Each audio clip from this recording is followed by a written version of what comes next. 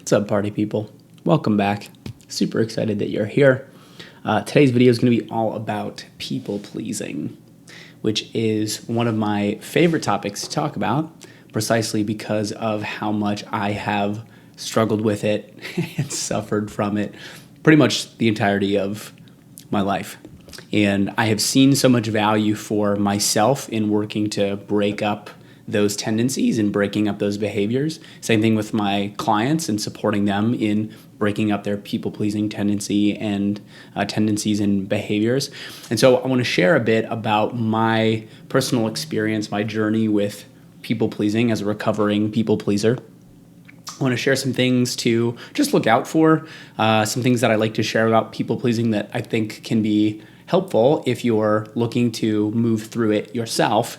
And then at the end, give you some strategies, tactics, practices, things that you can take on and actively implement in your life, which will help you to further break up your people-pleasing and have it no longer be a thing that gets in the way for you. And so like I mentioned, this is something that I have struggled with the majority of my life. And for me, it really starts when I was a kid, because the dynamic that got created in my family was one where I felt like I didn't have a whole lot of space. And so the way that I got attention or fit into my family dynamic was I was the mediator. I was the harmony bringer. I was the one that got along with everybody. I brought the positivity. I brought the levity. You know, I could like read the dynamics of a room or a situation and be able to like actively navigate it in a more positive direction. But for me, that was really, I think, how I coped with the dynamics of my family and created a sense of belonging for myself. In a sense, that's how I survived. And as I got older, those tendencies of being super nice, putting everybody else's needs ahead of my own, not wanting to create conflict, having trouble saying no, all of those things continued to be an issue for me. And in a lot of ways, I kind of like doubled down on it, right? Because I think what happens for a lot of us is when you're a kid, you develop these strategies to survive in your family. And then as you go through more formative experiences, like going to high school or, going to college and getting a job or what have you, because we're not aware of why we do the things that we do, we tend to double down on the strategy that we picked up when we were a kid. So for some people, this is people pleasing. For some people, this is being very like controlling on the other side of the spectrum, so to speak, very manipulative and controlling. But for me, mine was people pleasing. And so I sort of doubled down on that in middle school and high school. And that's really how I felt like I fit into my social circles and the people that I spent time with. And it wasn't really until I started to take on this interpersonal work and mindfulness and reflection, and in also having some experiences like moving across the country multiple times and just being outside of high school and college, that I started to understand how much it was getting in the way of what I really wanted. Because I think for a long time, I have felt like there's this sense of power and directness that I have not had access to. And so for a lot of my life, it's felt like I can't get the things that I want. I need to put what I think and feel on the back burner in service of everyone else. And it takes a toll on you. It takes a toll on how much you trust yourself. It takes a toll on what you believe yourself to be capable of or what you believe yourself to be worthy of. And so in the last couple of years, in taking on the work that I've taken on, I've started to understand like how much of my power I give away when I people please. When I say something that is not actually true for me, when I agree to something that I don't really want to agree to, or when I don't put myself first or advocate for my own needs. And those are still things that show up for me. I've taken a ton of ground in the last couple of years in being much more direct, but there's still things that show up for me, on occasion. And what I've started to realize and understand through this work, through the coaching work I've done, the therapy work, the mindfulness work, is how much more powerful I feel and how much more I feel like I can trust myself and how much less I feel like I'm performing. Because I think that's a big thing with people pleasing is because your sense of direction and the things that are driving your behavior are not internal. Said another way, we're looking for external cues to tell us how to behave or perform or what to think or what to feel. Because those things aren't internal, in a way we're giving away a lot of our power and agency and ability to create the experience of life that we want to have. And so I'm now in a position where I feel like I've taken a lot of ground in that sense, and I'm now really focused on how can I support other people in understanding like it doesn't have to go that way. Like it can be, so much different. And so some things that have been really helpful for me in starting to shift my thinking around people pleasing and when I people please and why I people please. One of the things that I'll share is, consider that as a reframe, people pleasing is actually pretty manipulative. And it's interesting because I don't think it gets talked about a lot in that sense. Because I find that a lot of times there's this, with people who are too nice, it's just kind of like, oh, well, she's just too nice or, whatever. When in reality, if you are using niceness as a way to avoid taking ownership of what's true for you in the moment, said another way, you're lying to avoid confrontation or being real with someone, that is manipulation. That's manipulative. You're not being honest. You're not being authentic. You're not being in integrity with what's true for you in the moment. And I think it's when you've been used to it for so long, I've struggled with this a lot. I still struggle with it. It can feel like those white lies of like, no, everything's fine. Or like, I guess we can go do that thing when, you really don't want to. Like those little white lies, like just the tweaks on the truth, not the full truth, but just like a version of the truth. That's manipulation. It's manipulation because you're doing it intentionally. You're doing that as a way to avoid being real or honest with whoever is in that situation with you. And it's really difficult to create more intimate, connected relationships when part of what's in the space is manipulation. You're not being honest and authentic because intimacy, I think, is really,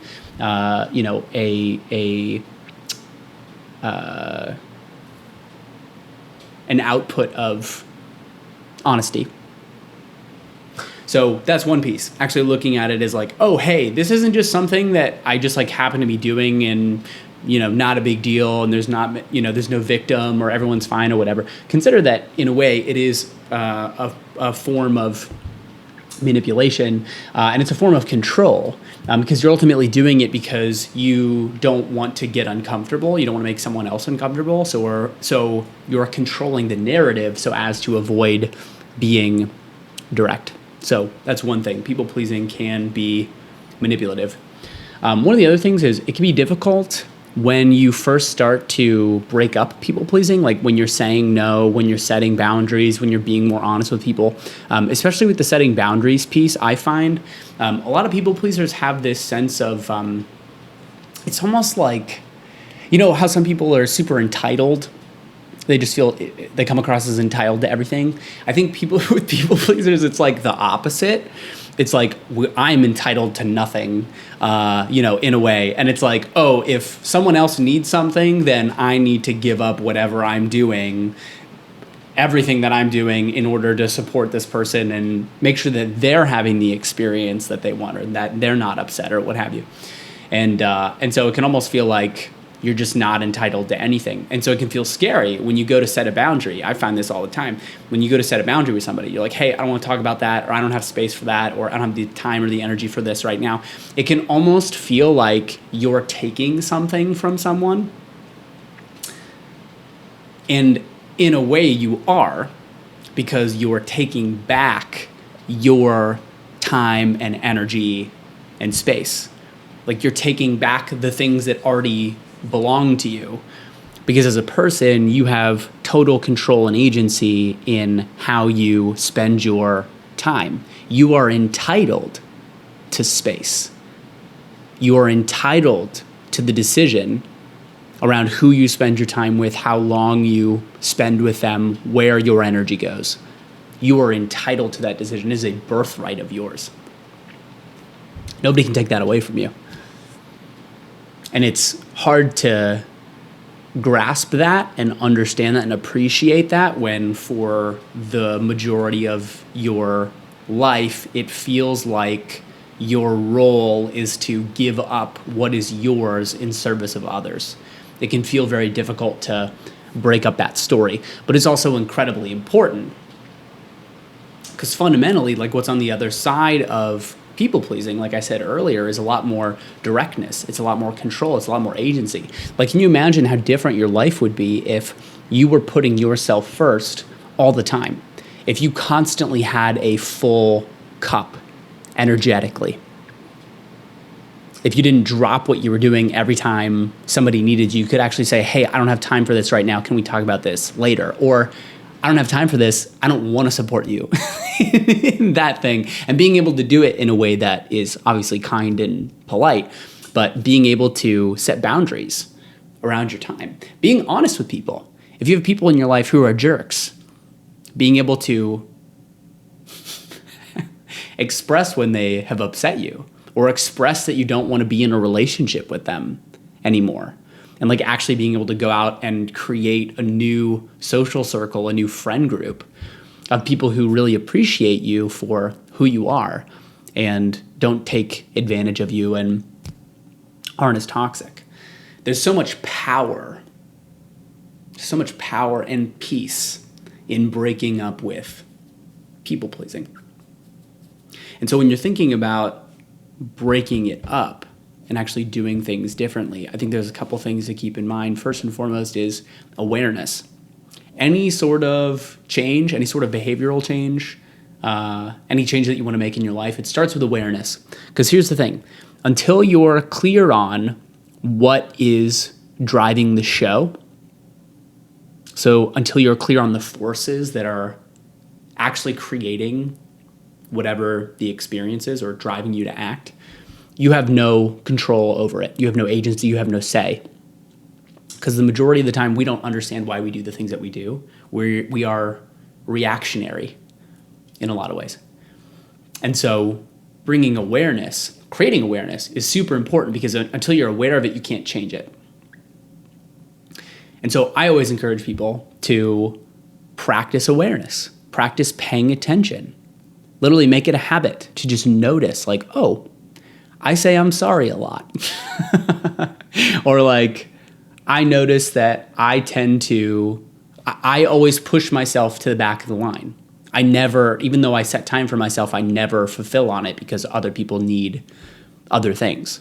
Or, oh, I said yes here when my heart, my gut, my body was telling me, no, I don't want to do this.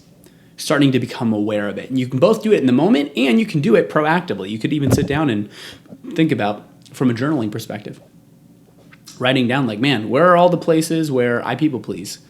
Where do I want to set boundaries that I haven't set boundaries yet? Where do I want to say no where I'm saying yes right now? Starting to bring awareness to it. Second piece is actually looking at where are the opportunities to practice.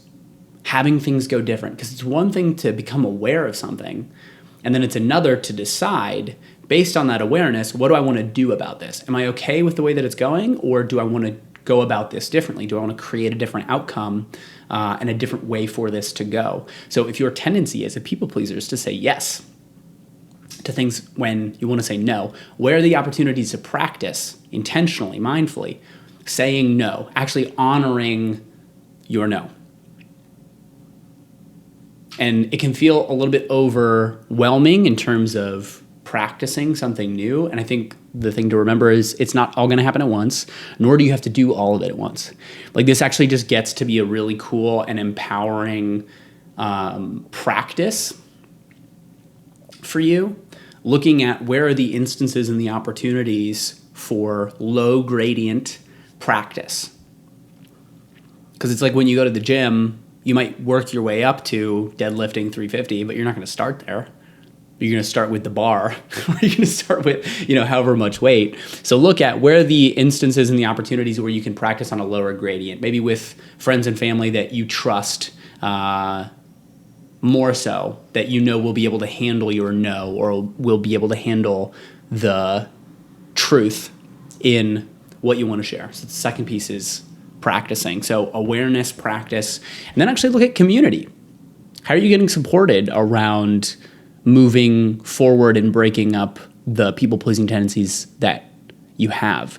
Because one of the accelerants of change, personal change, is seeing other people who have been through that same change and understanding how they did it and how their life is different now. Because if you're around, think about if you only spent your time with 10 people, none of them are people pleasers, or all of them are people pleasers who are not actively working to better themselves. It's really difficult because it's going to feel like you're there on your own. It's going to feel like you're doing all of this by yourself. Versus if you have some people in your network, in your close circle, you join a group, you join a community, you start making friends who are on that same path. And you've got these 4 or 5 people now that are doing the work just like you're doing the work, or they're ahead of you and they've already done some of that. The ability to stay emotionally resilient in the face of conflict and when things don't go your way is going to be that much higher. Your sense of feeling connected to what's on the other side and what could be different is going to be that much stronger. You're going to have people who have your back, who can not only support you when you fall down, but also acknowledge and encourage and celebrate the ground that you have taken. So look at, from a community perspective, where can you start to build more intentional relationships with people who are going to be able to help you on that journey. Happy to be one of those people for you if that's of interest. This is a big part of what I do in my work as a coach, supporting people in breaking up these tendencies and these stories in service of creating something different, in service of creating something more powerful, more peaceful, more free. So I hope that was supportive in looking at what can get in the way of people pleasing. Some things to keep in mind as far as reframes and pieces that hopefully support you in looking at your current situation differently, and then looking at what to do. So becoming aware, starting to practice, and then where's the support? Where's the community aspect of it? And I'd love to hear from you in the comments. What'd you take from this? Where are you currently in your people-pleasing journey? Where do you get caught or stuck when it comes to people-pleasing? And is there anything around people-pleasing that you want to hear more about? Would love to do more of these videos as well. And if you want more of this kind of content, make sure to subscribe, hit the bell button to stay notified when I post new content. But until next time, see you later.